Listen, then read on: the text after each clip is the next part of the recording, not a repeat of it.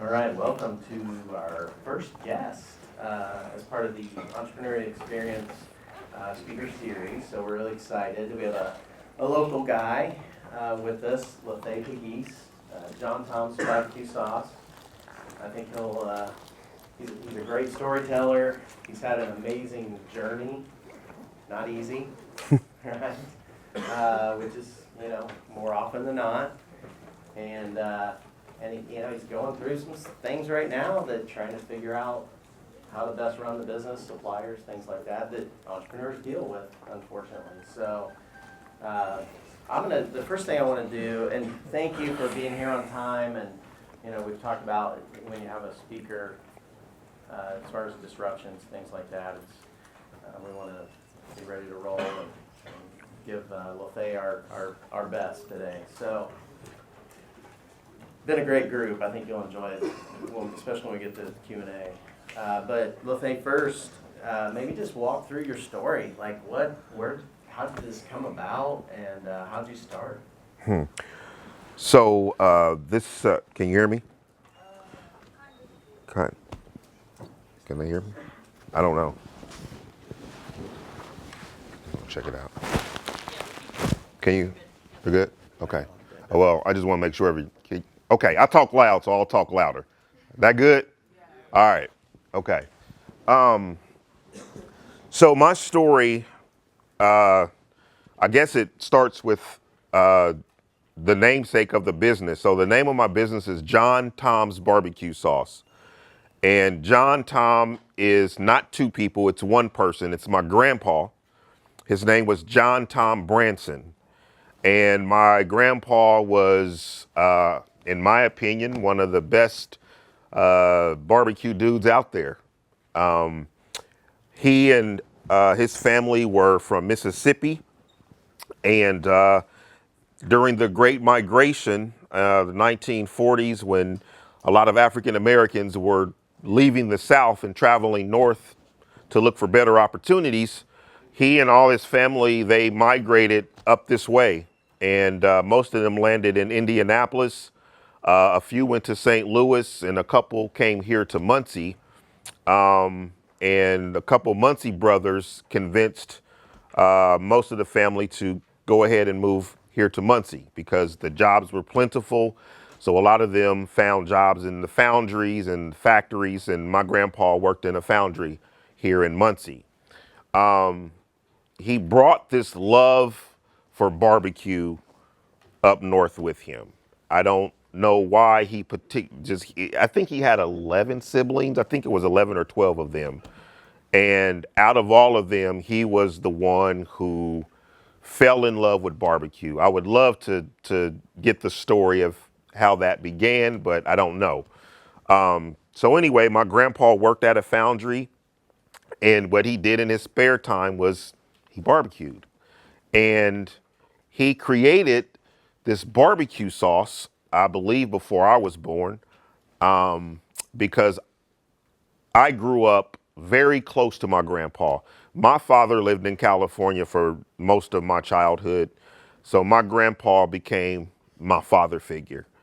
And so I grew up in this barbecue family. It was really like sport. Like you have families now who you may be a soccer family or football or volleyball.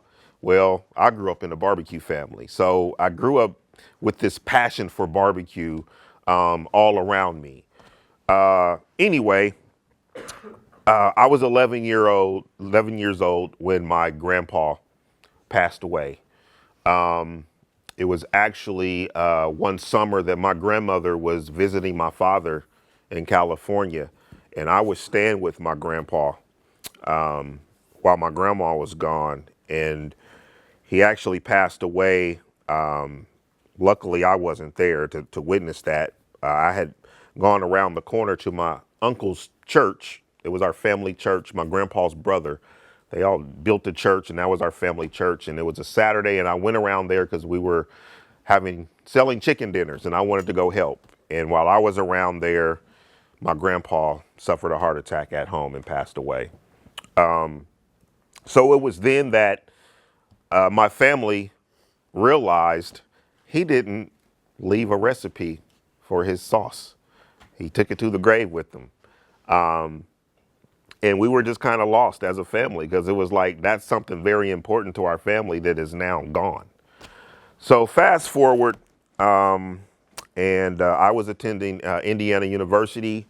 It was summer school, and I was grilling out one weekend, and something popped in my head: try to make your grandpa's sauce. I don't know why, it just did. And I started writing ingredients that I remember he put in it. And then I called my aunties and was like, hey, I'm about to try to make, I called him Daddy. I'm about to try to make Daddy's sauce. Here's the ingredients I have. Am I missing anything? So they told me what I was missing and wished me luck. Went to the store, bought all the ingredients, came home, threw everything in a pot. The aroma was smelling good, but the taste wasn't so good. So this turned into a hobby. On weekends, I would go to the kitchen, just start playing in sauce. I graduated from IU. I was a broadcast journalism major. Graduated, got my first job as a TV reporter, news anchor in Quincy, Illinois. And at the time, I had a fiance and we had a son. So uprooted them and we moved to Quincy to start my broadcasting career. Well, I took this hobby with me. And so I would just, like I said, get up on some weekends, turn on my jazz, get my notepad out with all my formulas on it, and just start cooking. And so this went on for almost 5 years, the entire time that I worked in Quincy, Illinois. And I finally came up with something. It wasn't quite my grandfather's, but I thought it was pretty good. And so just for fun, I wanted to test it on some people, unbeknownst to them, that it was my barbecue sauce. So I picked a Saturday, grilled a bunch of food, invited all the reporters and producers from a news station, invited them over, and I set this ball jar of my sauce on the table with a spoon in it. And I said, hey, eat up. And I didn't want to tell them that it was my barbecue sauce. I wanted somebody to organically inquire about it. So I let them start eating, and I just took a seat in the corner and I just waited. I'm sitting there waiting like, I wonder if anybody's going to say anything about it. So about 5 minutes go by, and there's this girl, her name was Sumi Somaskanda. And Sumi was a Northwestern University broadcast student, and she was at our station interning. And Sumi was a vegetarian. So Sumi was eating only Lay's potato chips, plain, with my barbecue sauce, just dipping it. So she was getting full flavor. So Sumi was the first person that spoke up and asked what it was. What kind of barbecue sauce is this? Where can I get it?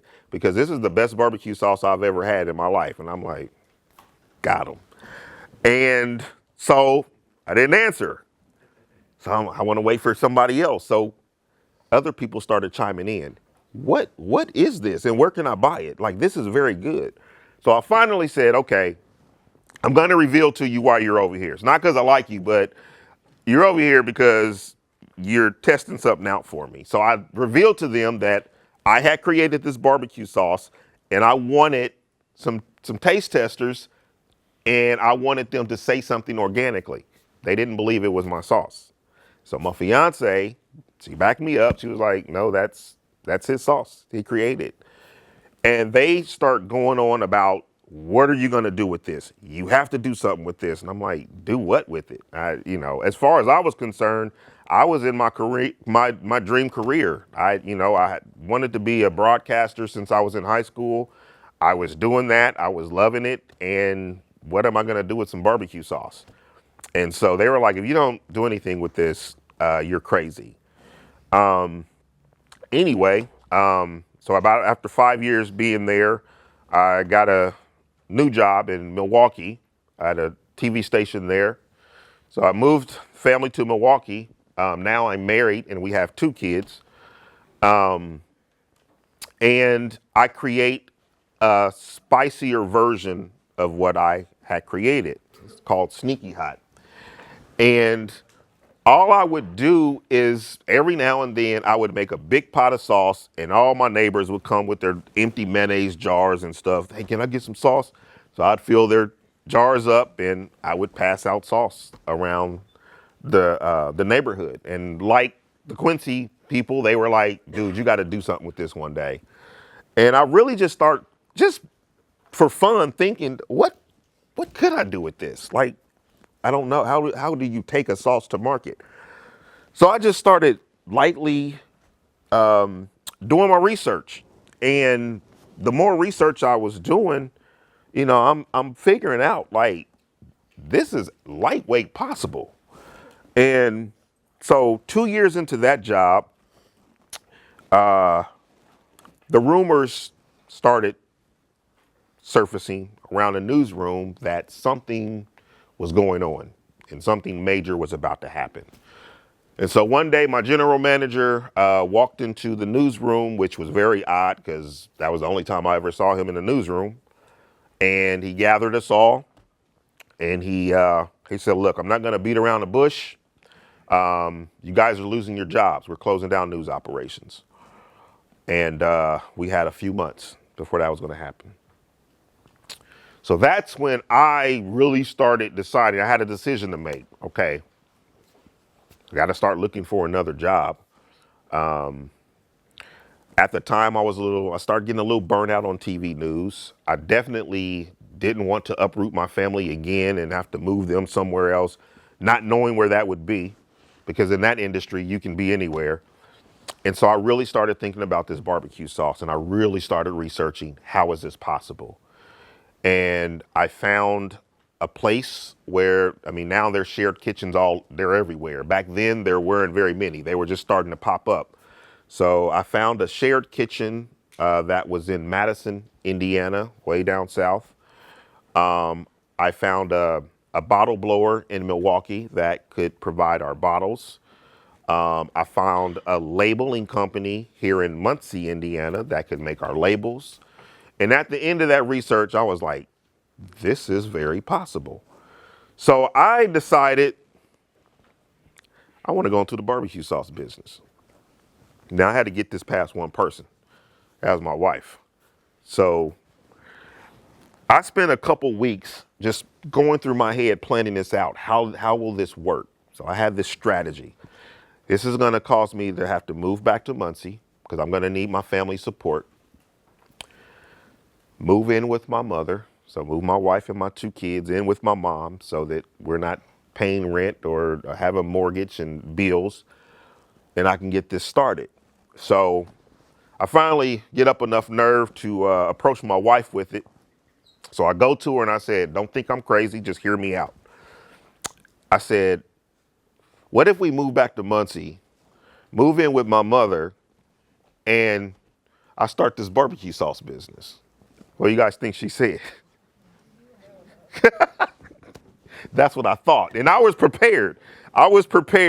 If she said, hell no, I got a rebuttal, right? So I'm prepared. So I asked her that, and without hesitation, she said, let's do it.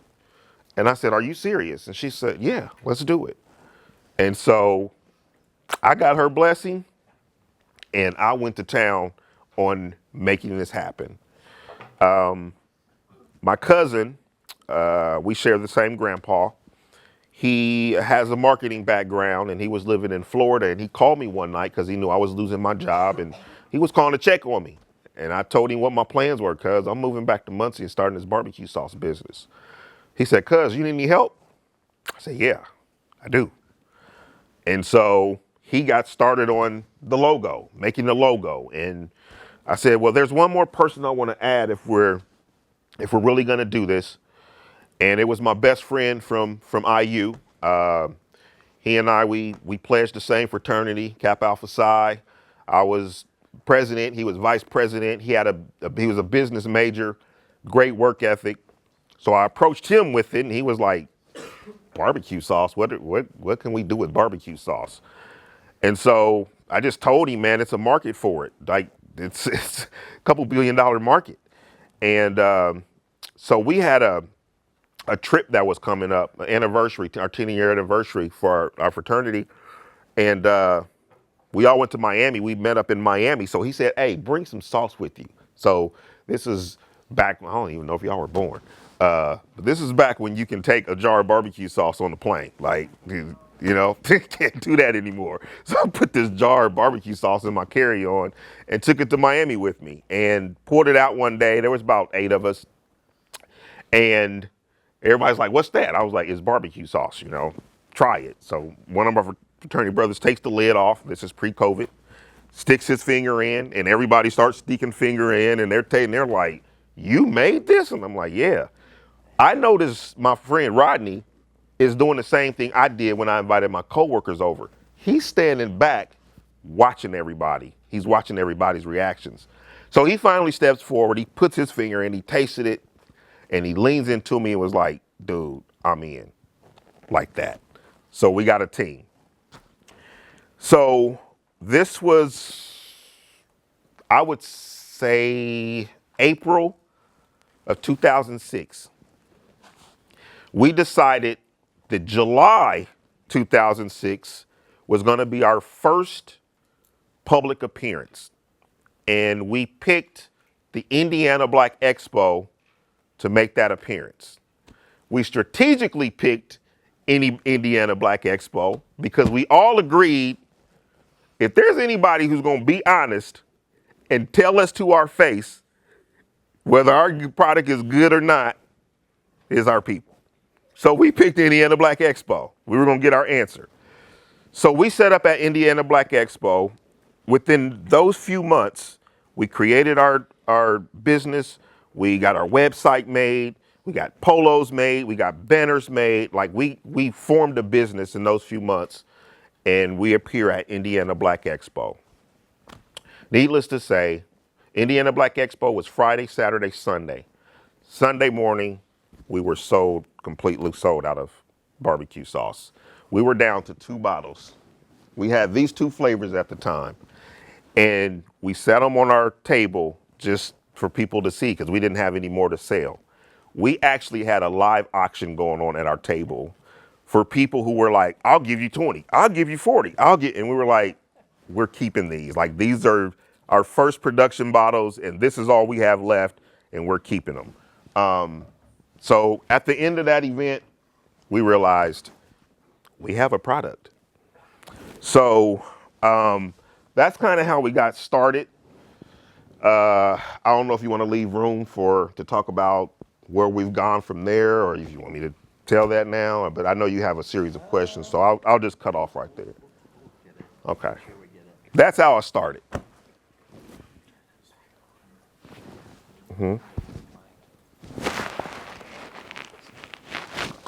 Which one is it? I don't know. Okay, the green light is on that one. So, great story there. And smart guys, right? I mean, pretty smart to not tell people it's your sauce and let's just see how they react to it. So lots of good moves there. And, that's how businesses start. There's not always these magical stories of, oh, it just worked out great from day one. There's usually something that precipitates it, Yep. like a job situation or whatever. So, talk about some of your most significant challenges. Like, what are some of the things that you can talk about, of course, but what are some stumbling blocks you've had? What are some roadblocks and walls you've run into? How long I got? I would say the biggest challenge and hurdle is money, is access to capital, especially when you're first starting out. You're first starting, there's not a bank that's going to give you a loan. The best scenario you could come up with is maybe some investors, but most businesses don't start with investors. You're basically taking money out of your account, and that's what we did. I mean, we all three kind of, hey, we need money for the banner. Okay, I got that. Hey, we need money for the polos. Oh, I'll pay for that.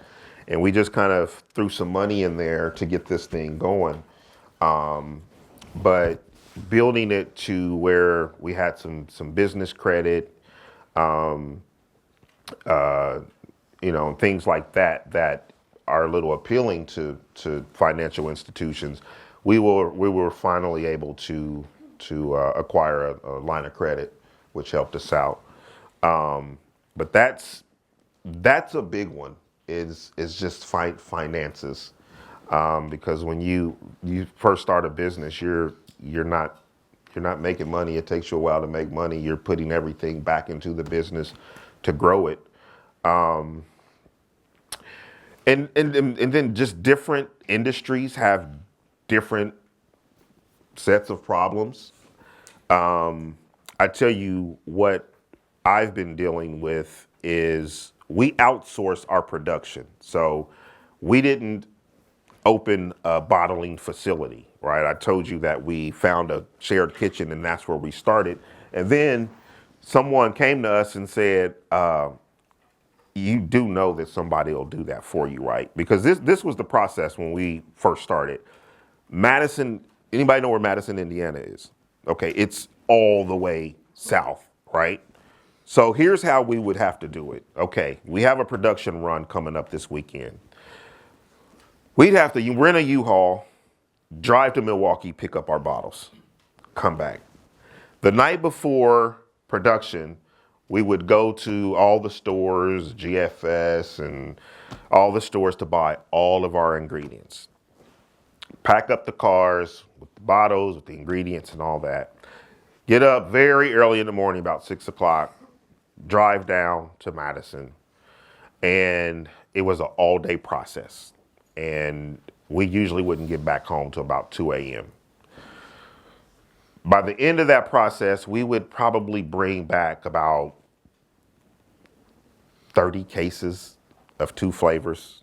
That's how long it took us to make that much.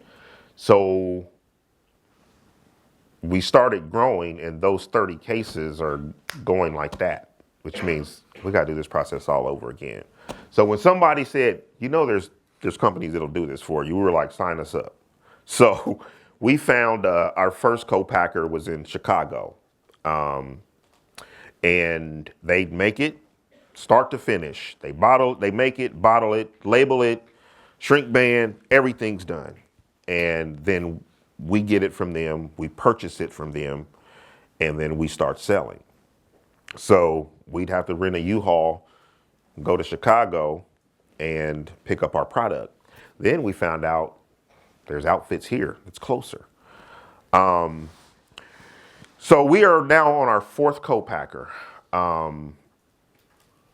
2 of the last 3 are out of business for whatever reasons. And we're on our 4th co-packer. Now here's a struggle that I've shared with you. Usually those deals are non-contractual, right? So there's no contract, it's just a handshake deal. We tell you how much sauce we need, we tell you when we need it, you do that, you make it. What we are experiencing right now is difficulty getting our product with our co-packer.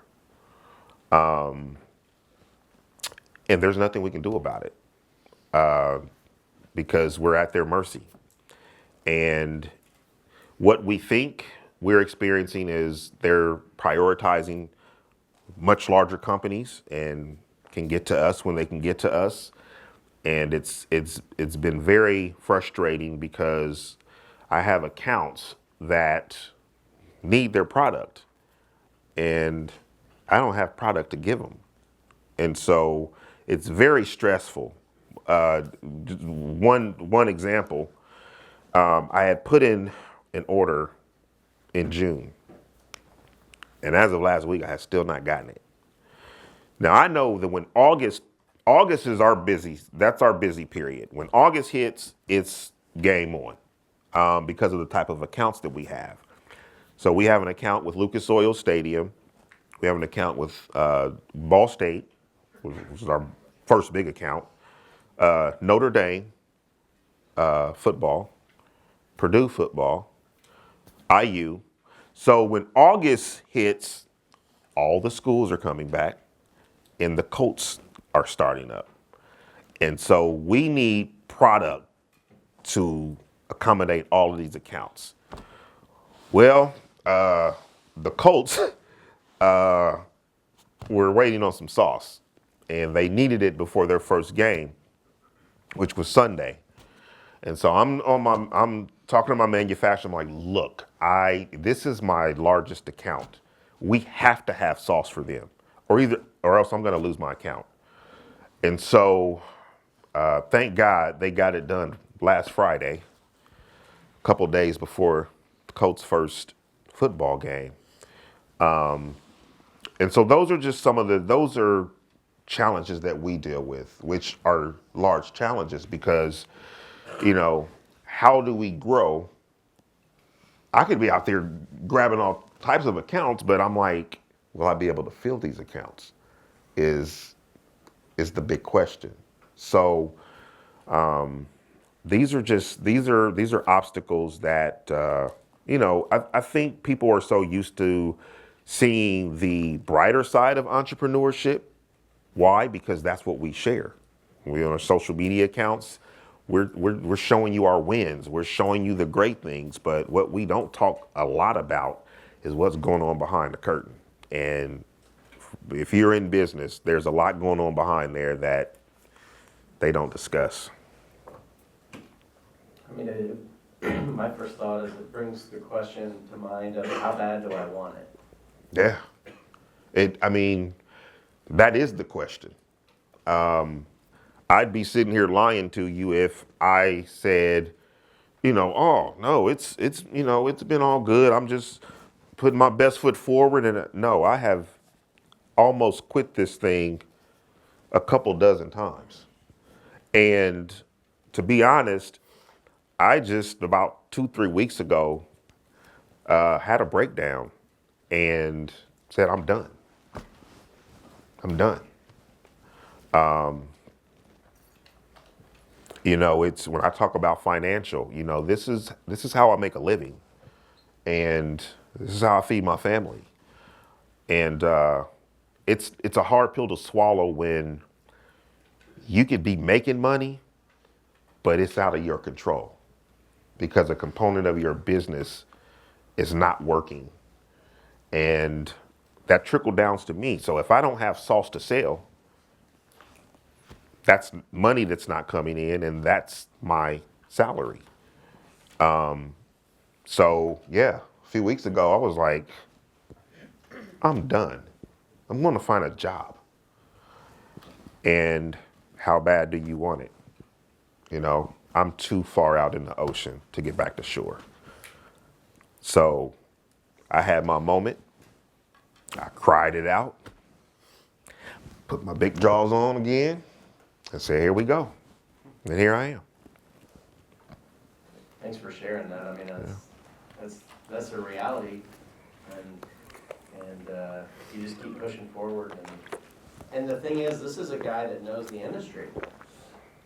So I mean, he did his homework. He knows the industry, but there's still things you can't predict, right? Right.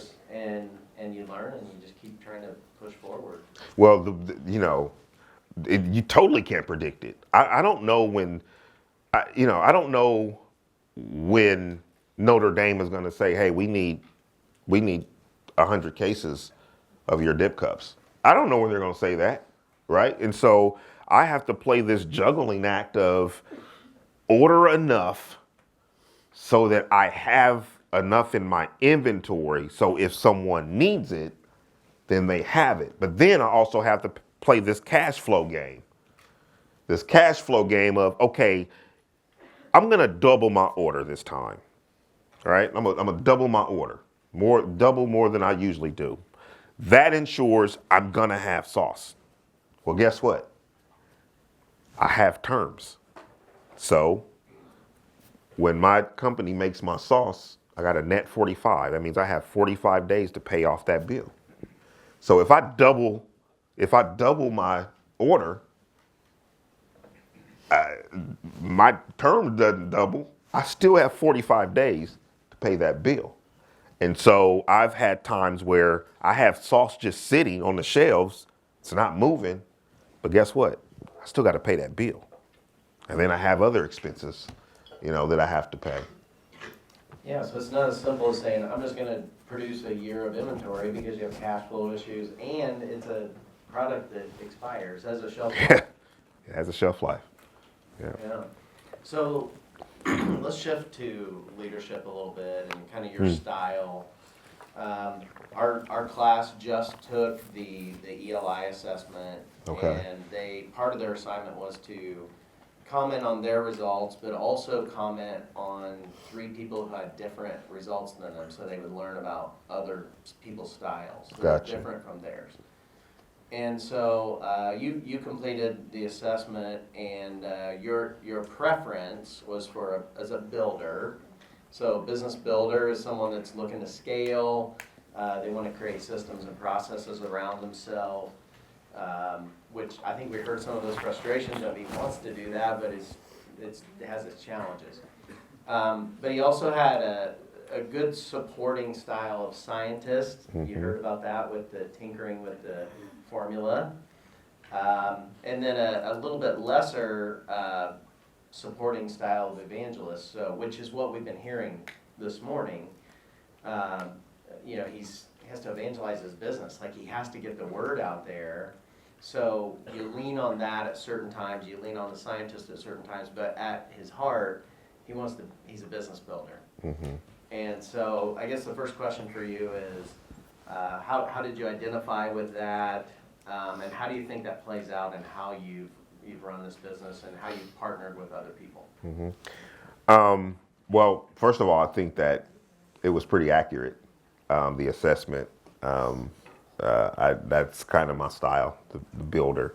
And I think that's where my business is. Like, the scientist phase, that happened when I created this barbecue sauce, right? And then I took that base and created another flavor, and took that and created another flavor. And it continues because we want to come out with rubs. We want to come out with a hot sauce, But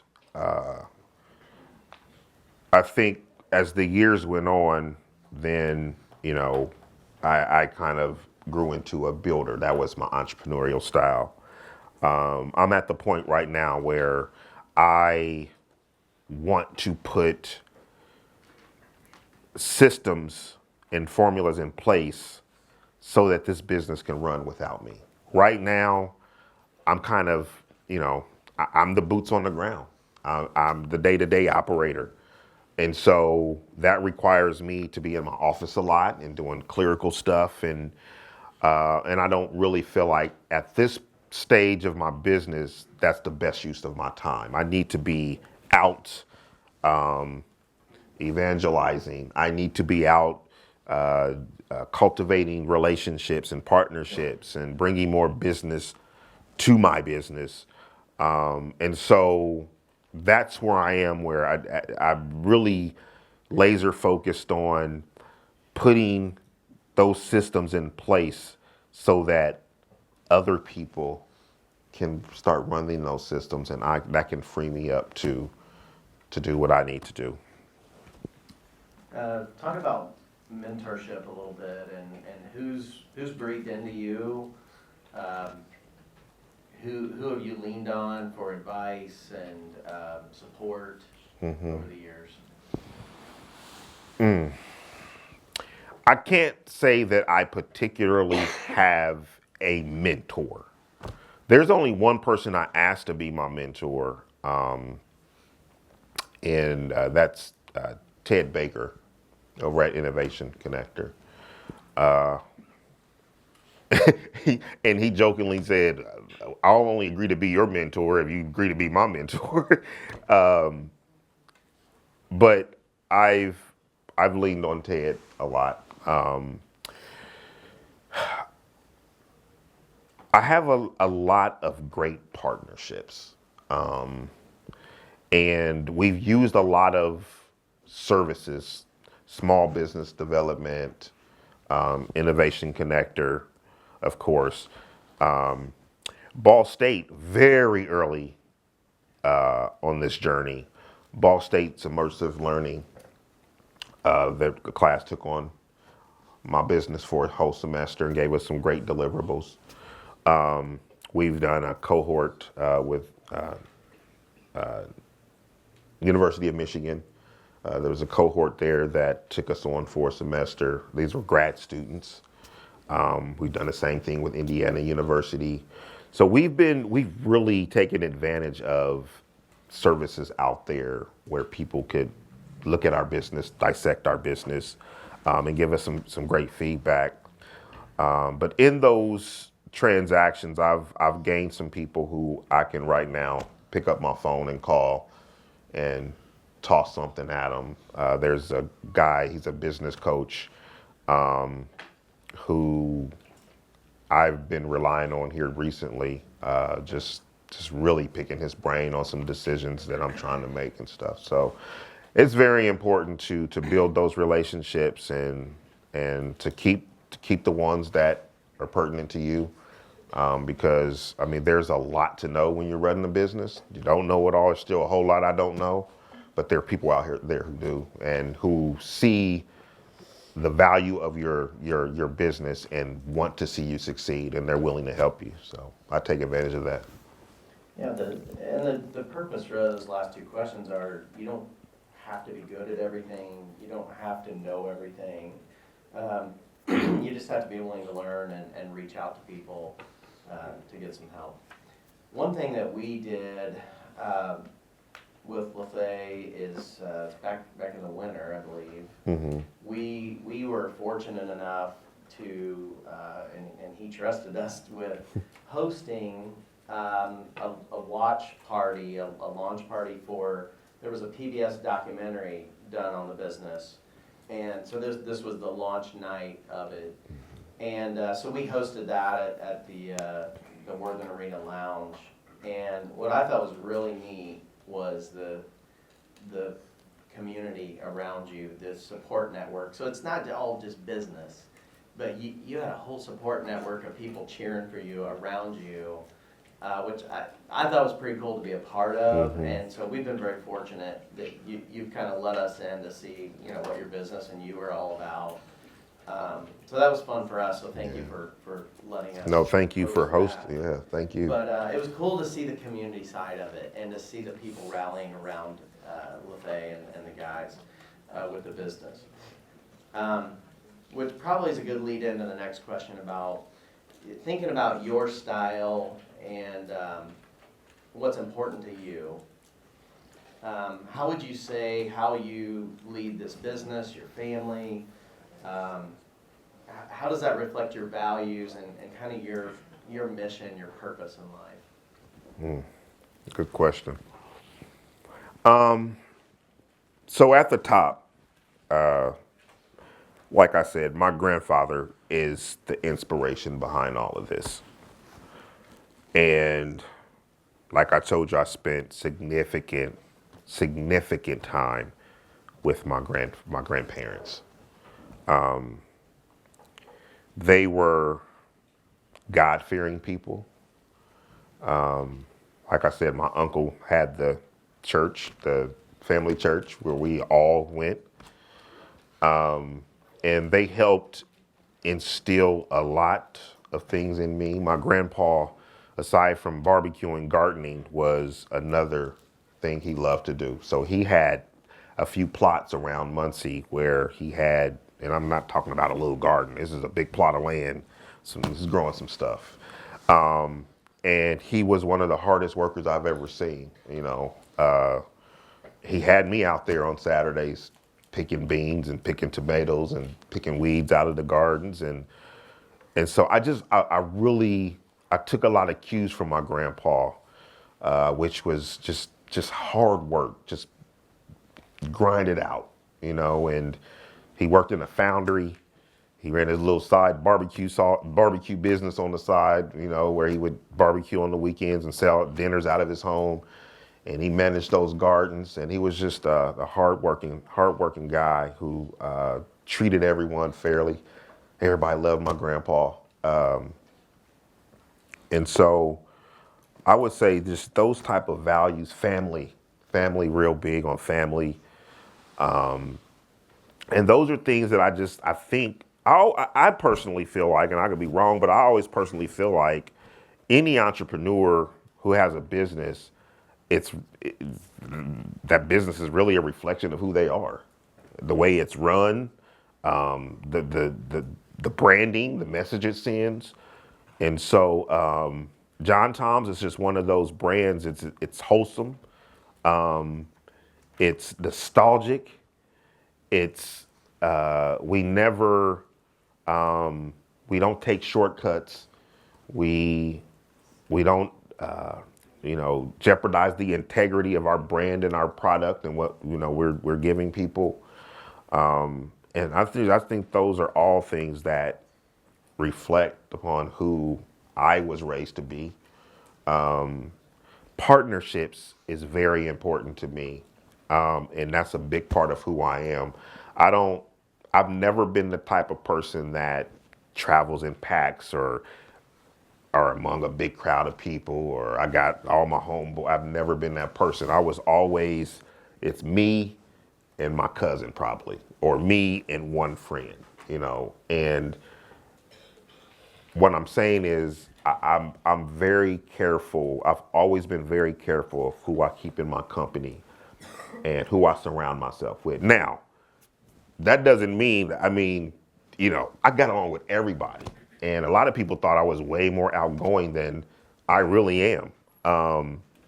But relationships, I look at partnerships like I look at relationships and people who really mean a lot to me. I don't go into things trying just the transaction to say, okay, how much money can we make? When I'm fielding out where we want to be, it's with companies that kind of share the same values, and the partnership is important to them, and it's not just a cash transaction. And I think that's why JohnTom's has been successful in the areas that we have been, is because people, they recognize that, man, these guys aren't just, it's just not how much sauce we can buy from them, but, we're coming up with ways that, how can we help you? So I hope that answers your question. That's great. So what advice would you like to share with aspiring entrepreneurs, leaders, innovators? A lot of this stuff, you don't have to start a business to take some cues. Like, you're working in a company and you have a new product or a new market you're going after. You could do the I'm going to be quiet here and just see how they react to the product. It doesn't have to be just starting a business.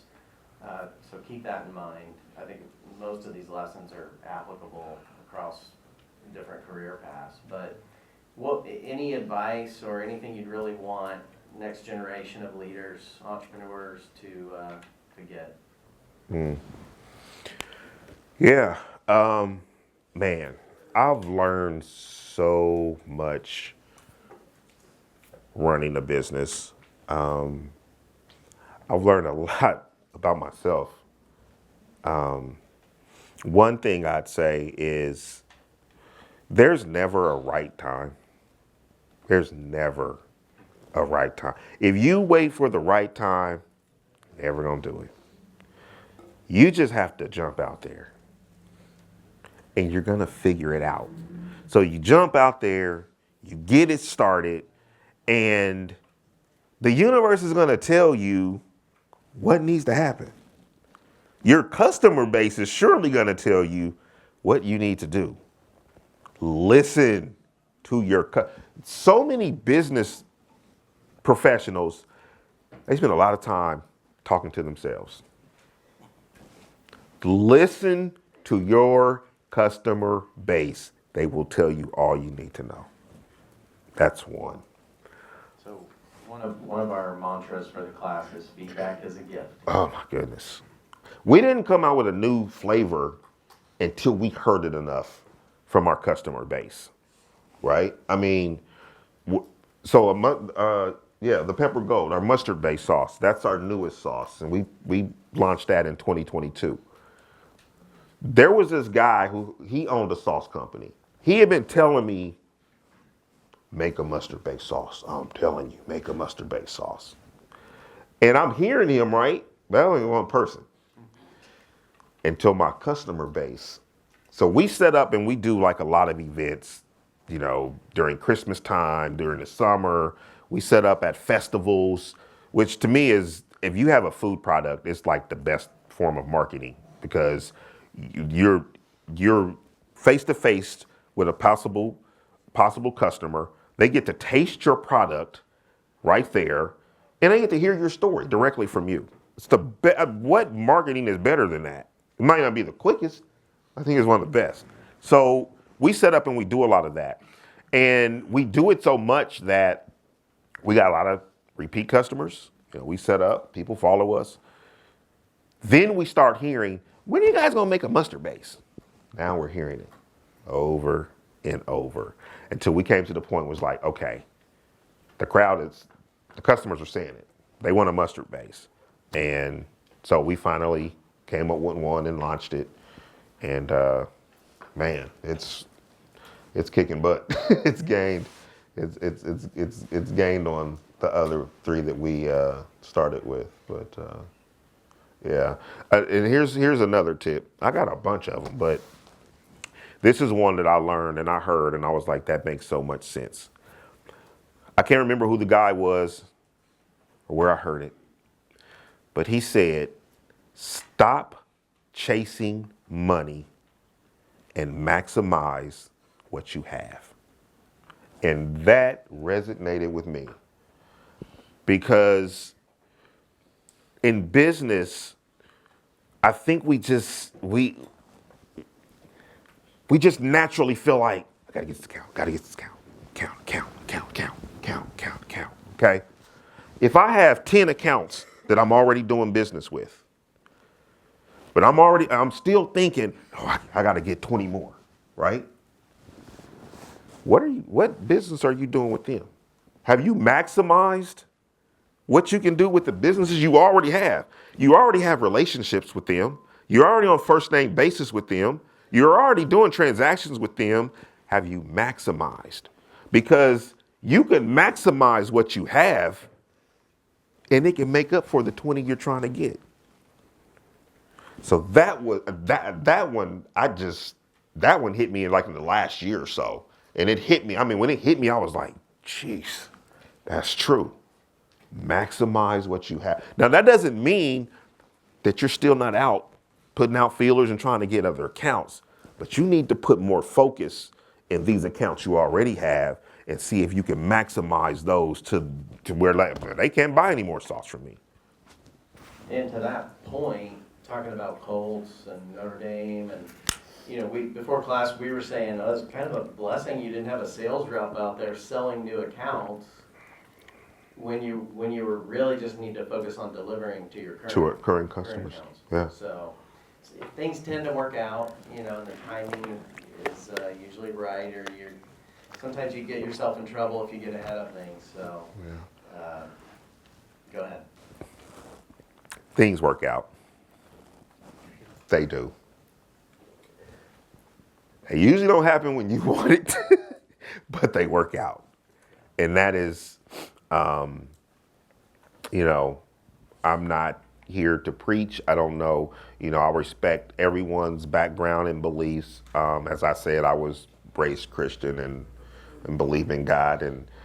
And so my experiences are spiritual a lot of times. And a lot of what happens to me is when I'm having those moments where I'm ready to throw in the towel. I'm tired of this. I'm ready to get a 9-to-5 like everybody else.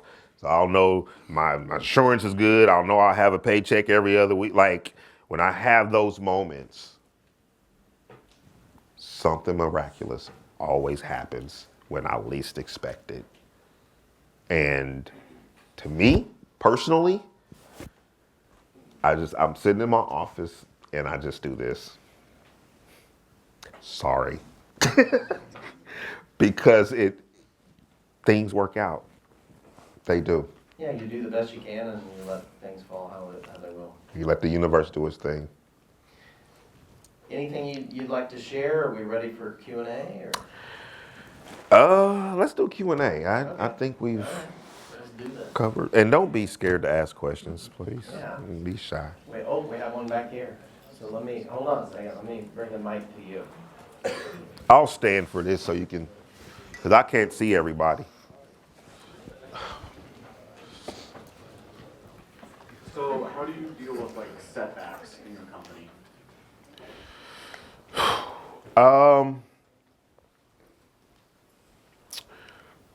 I have my moment. And you got to allow yourself to do that because that's the human part of us. Have your moment. Have your pity party. Go ahead. Do it. Get it over with. So I do that. And when I do that, when I tell y'all, look, I'm just vulnerable. I just tell it how it is.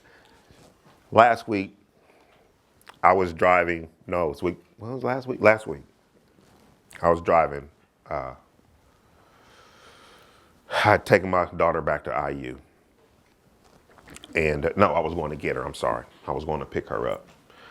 And this was, you talk about setback. This is. I was having a moment. This is probably one of the biggest moments I've had since I've been doing this business. And this song came on, and it's crazy how music works because it works on our souls.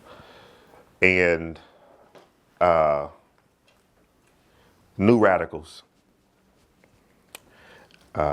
made the song, and I think it's called "Get What You Want" or something like that. Go listen to it. But man, there was a line in there that struck me to the core. And I can't remember verbatim, but it was basically saying when you're ready to give up, just like hold on. And waterworks. I mean, I'm crying like a baby. And I put that song on repeat and listened to it all the way to Bloomington. And I cried almost all the way there. I got it out. The next thing I do after I get it out is I say, okay, here we go. What we about to do about how we gonna figure this out? And so now I'm thug Lathay. I'm like, I'm about to thug this out. What we about to do? I'm gonna figure this out. And then I start planning. Throw a little prayer in there, and I let the universe do its thing. But setbacks are gonna happen. They're always gonna happen. You have to train yourself how to deal with those because they're coming. And that's what I do. I cry it out. I get all that out my system, and then I'm back to, okay, here we go. What we gonna do? And it works out. Okay, what's your sauce choice? Original, sneaky hot, or peppered gold? Original. All right. Thanks for being the first question.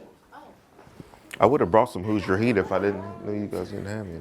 Now everybody here ain't gonna look.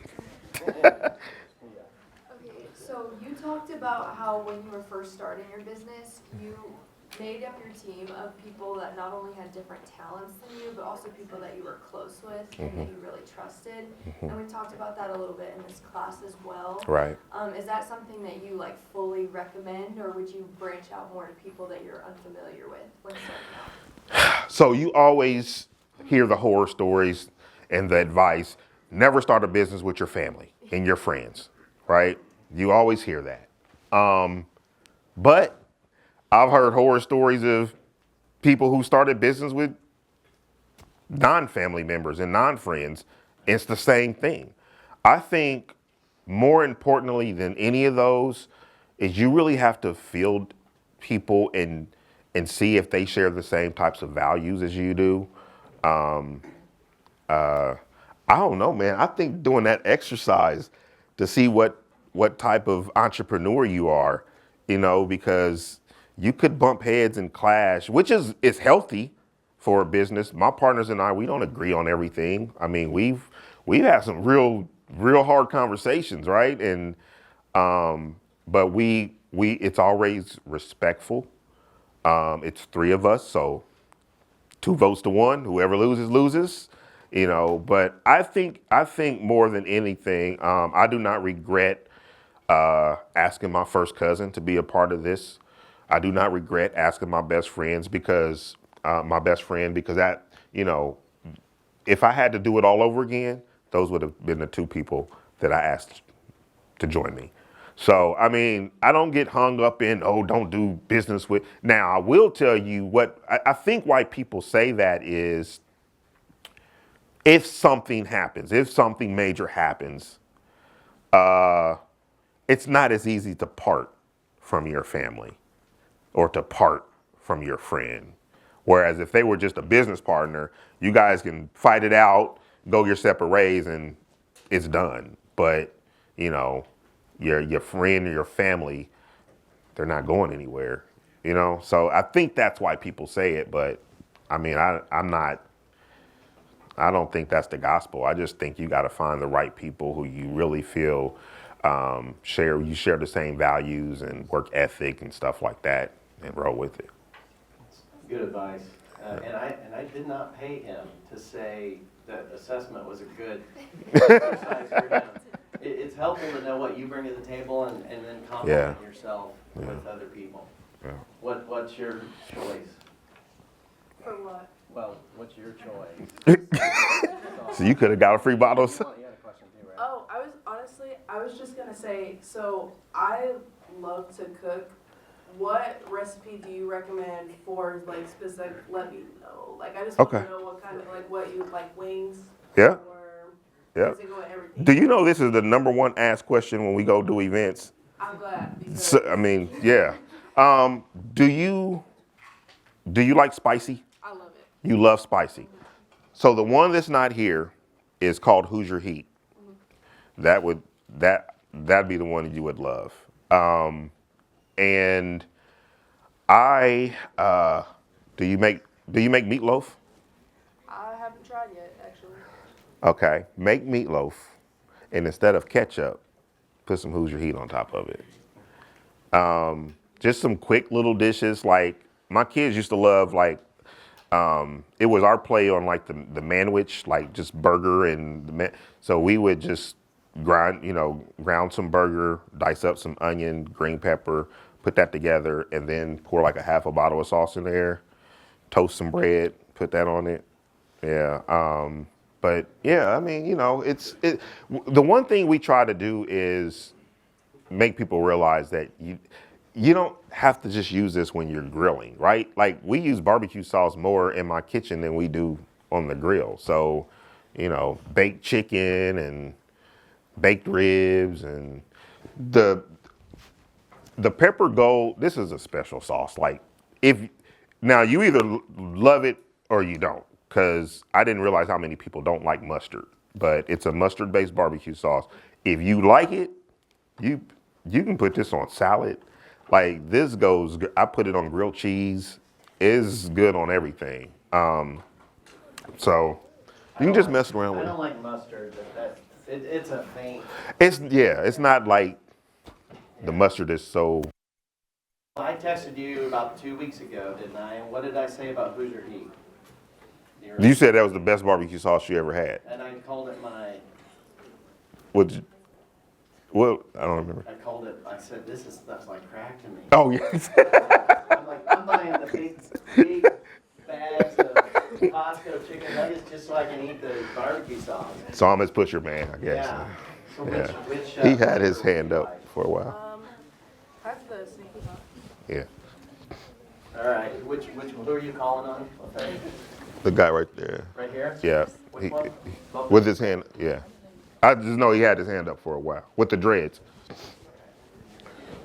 I just wanted to ask, because your brand is built off your grandfather and your love and stuff like that. Did you ever really come close to making that sauce that you had when you were a kid? No, because I honestly no, because I tell you, I'm gonna share something with you that I don't share with a lot of people. Okay, and I'm glad I had the forethought to do this. What they did back then, anybody who made barbecue sauce, was take a store brand barbecue sauce and add their own concoction to it, right? Okay. My grandpa did that. Everybody did that. When I started this process, something told me, see, this is my spiritual side because I just feel like God talking to me and telling me what to do. Said to me, try to make your own proprietary barbecue sauce, which means start from a can of tomato sauce. So as I was in the process, I did that. I started from a can of tomato sauce and started adding ingredients. But the good thing is this process has been going on. I have been trying to make my grandpa's sauce, for so long that I learned a lot about seasonings, about, mixes and stuff like that. So when I tried to start my own sauce, I had all that knowledge and I fast tracked it. And so I can say that my sauce, it is proprietary. It didn't come from another sauce as a base and me adding stuff. I created it from start to finish. And so that's why it's not my grandpa's sauce. But I felt like since he was the inspiration behind all of this, and I felt like if he tasted it, he would say, grandson, that's some good sauce. I felt like it was okay to put his name on it.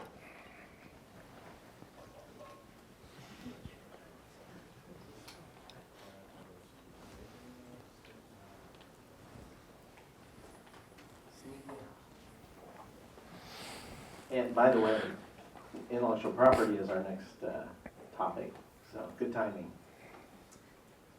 I was going to ask, as somebody who's kind of doing something similar, like I've actually finished my degree in something not business related. Okay. And I'm kind of considering, like you, I kind of felt called in a different direction. Mm-hmm. My question would be, have you found any of the skills from broadcast journalism transfer over to being a business owner? That is a great question. Yes. And what you will find, anyone, is that you do have transferable skills from what you were. I was a news broadcaster. Now I'm selling barbecue sauce. But being a news broadcaster, standing in front of a TV, standing in front of a camera every day, doing live shots, knowing that thousands of people are watching me, made me able to do this this doesn't faze me at all, right? So imagine walking into the boardroom at Lucas Oil or the boardroom at Gainbridge Fieldhouse and being able to articulate and to speak. And it's funny because they be like, and they're not saying it insulting, but I've heard a couple of times, like, first they comment on my voice. Man, you have a great voice. Well, I used to be a news broadcaster. Oh my God. But being able to, I didn't realize how much my skills from broadcasting would apply to what I'm doing, and just being able to effectively talk to people, listen, being able to listen when you're in on meetings. I have that reporter ear where I'm constantly listening for things that may work in my favor or whatever. When we first started, all of our copy, everything I did.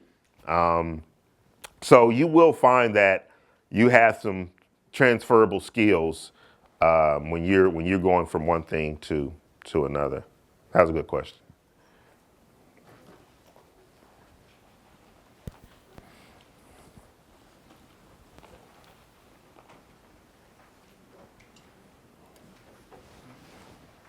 So I was just wondering, you said that you have a lot of problems with like your packagers and stuff. Are you gonna look for a new one, or is it harder to do that, like find someone else to do it? We've met with 4 packagers. It didn't work out with any of them. Got to keep looking. Because we have to we have to put ourselves in a situation where we can grow. And we can't grow like this. So it's one of those things where I'm with who I'm with, and I got to make the best of it. So I feel like another opportunity presents itself that is going to allow us to be able to grow. So yeah, it's a tough one. I mean, and there aren't as many out there as when we first started. A lot of them have gone out of business and closed for whatever reason, so it's kind of harder to find. Yeah.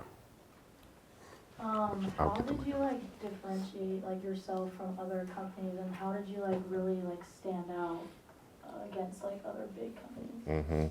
So, and that's a great question, because that's a huge one. Like, what are your differentiators? Like, what makes you First of all, barbecue sauce is one of the most oversaturated industries in the world. I mean, there are 1,000,001 barbecue sauces, right? So, first we had to identify who are our competitors. And coming into it, we thought the competitor was Sweet Baby Ray and Cattleman, and it was like we had to figure out, first of all, we can't compete with them right now. Okay, so they're not our competitors.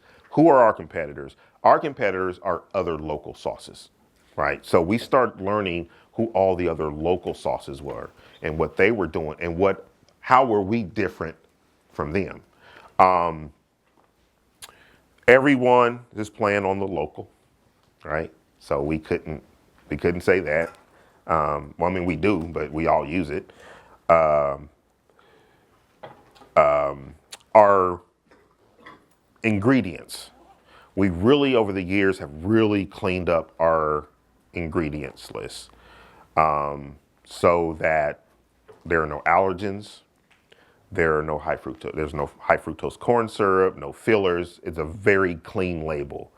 So that's something that we found was important when we start trying to sell to the universities, because they were big on allergens. It was like, all of our students are allergic to something, so you have to make sure you get those allergens out.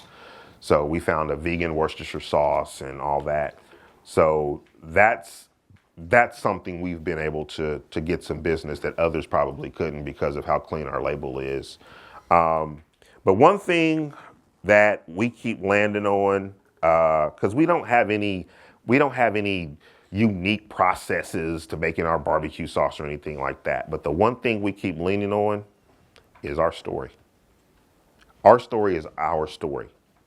And people absolutely love our story.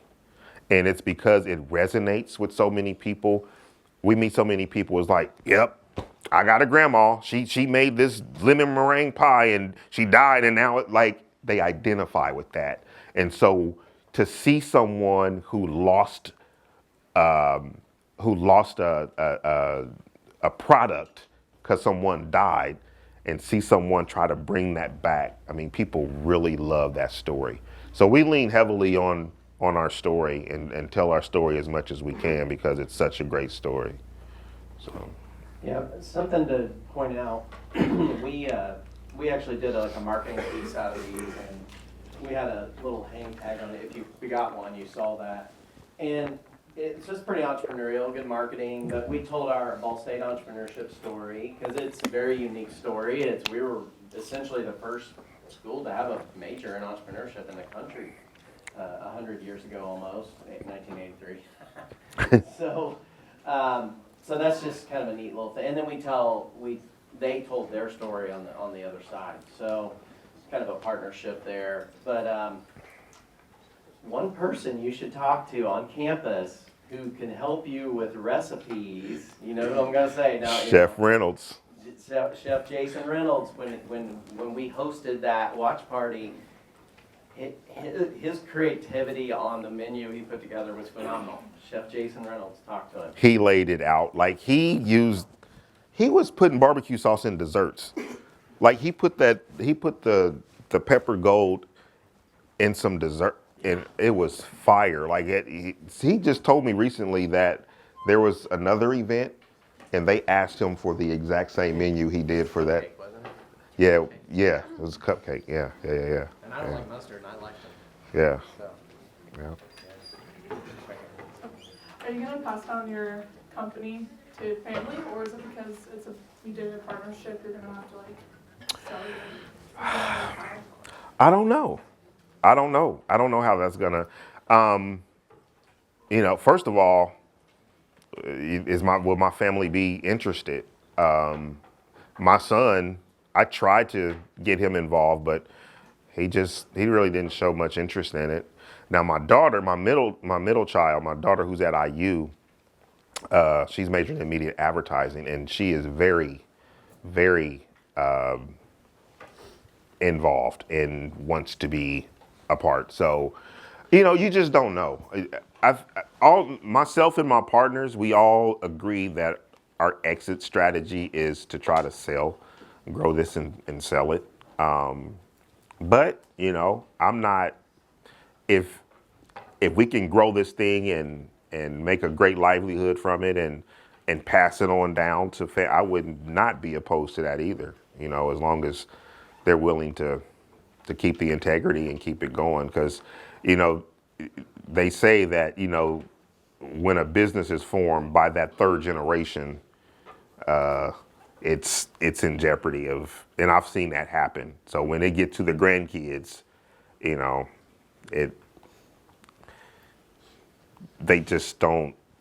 don't give as much as the person who created it. So, but you have some family-owned businesses that's been around for 100 years, and I always admire that. And they just keep passing it down generation to generation. So, we'll see. Well, unfortunately, we're out of time. But a couple things before we leave here. Make sure you turn in your cards when you leave with your key insights, your golden nugget from today. That's probably some market research for Lathay there. But, and by the way, he was watching which barbecue sauces went first here. So that was interesting, a little generational research there. Yeah. So I want to say thank you, Lathay, for being real, being honest, being raw. I mean, entrepreneurship's great, right? But it's not easy. I also want to say, and I think Lathay would agree, I want to say thanks to you for giving Lathay your best. Awesome today. crowd. So this was great. This is our first one. We're fortunate, and what a way to kick it off with Lathay. So Thank have a good you. week. I don't know if I can stick around for people who didn't get their questions answered. If you don't have class, then we can talk.